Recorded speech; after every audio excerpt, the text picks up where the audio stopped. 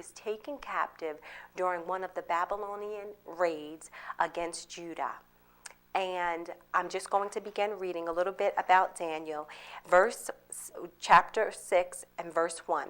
And it says, "It pleased Darius to set over the kingdom 120 princes, which should be over the whole kingdom." Now, this was the king of Persia. And it's just talking about, in verse 2, "And over 3 presidents, of whom Daniel was the first, that the princes might give accounts unto them, and the king should have no loss or damage."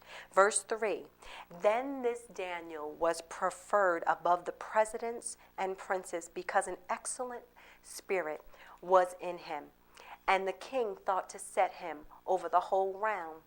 Verse 4, "Then the presidents and the princes sought to find occasion against Daniel concerning the kingdom, but they could find none occasion nor fault, for as much as he was faithful, neither was there any error found, a fault found in him." Verse 5, "Then said these men, We shall not find any occasion against Daniel, except we find it against him concerning the law of his God."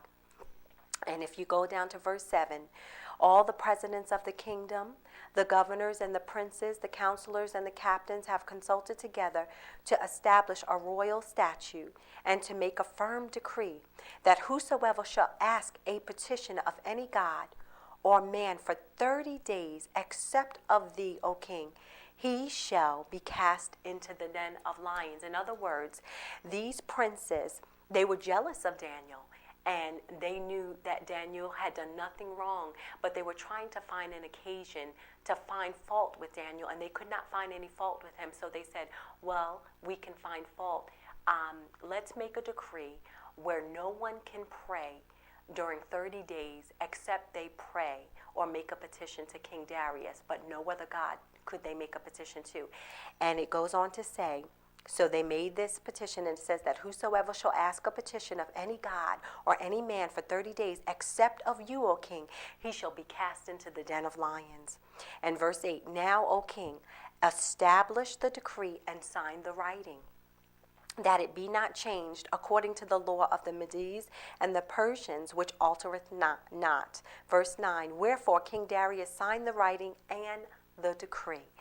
And verse 10 says, "Now when Daniel knew that the writing was signed, he went into his house, and his windows being open in his chamber toward Jerusalem, he kneeled upon his knees 3 times a day, and prayed, and he gave thanks before his God, as he did aforetime." In other words, as was his custom. Daniel knew that the decree was written. He knew that King Darius signed the decree.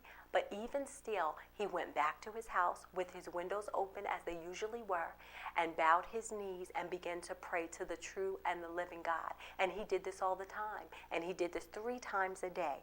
Verse 11, "Then these men assembled and found Daniel praying and making supplication before his God." Verse 12, "Then they came near and spake before the king concerning the king's decree, and said, Have you not signed a decree, that every man that shall ask a petition of any god or man within 30 days, except of you, O king, shall be cast into the den of lions?" So they begin to ask King Darius, "Isn't that what you said? Isn't that what you signed? Isn't that the decree that we agreed upon?"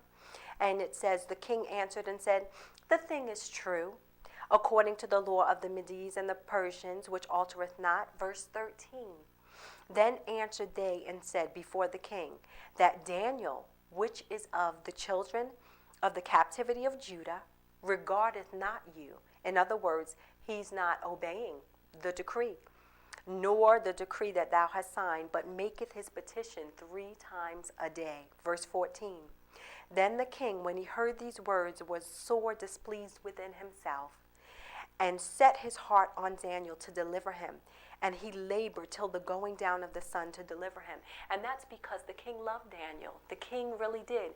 God had given Daniel favor with the king, and the king really cared for Daniel. Verse 15, Then these men assembled unto the king and said unto the king, Now, O king, that the law of the Medes and the Persians is that no decree nor statute with the king, which the king established may be changed. In other words, they came